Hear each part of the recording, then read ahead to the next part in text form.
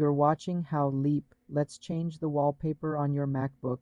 Click the Apple logo in the top left corner and select System Settings. In the System Settings window, click Wallpaper in the left sidebar.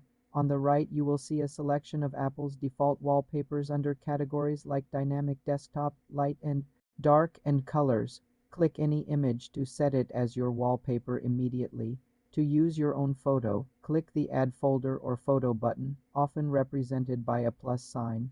Navigate to the image in your files, select it and click Choose. The image will be added to your wallpaper options and applied. You can also right-click an image file directly on your desktop or in the Finder. Select Set Desktop Picture for a quicker method. To change the wallpaper for multiple desktops in Stage Manager, enter Mission Control, hover over the desktop space, right-click, and choose a different wallpaper. For more simple computer tutorials, subscribe to the channel.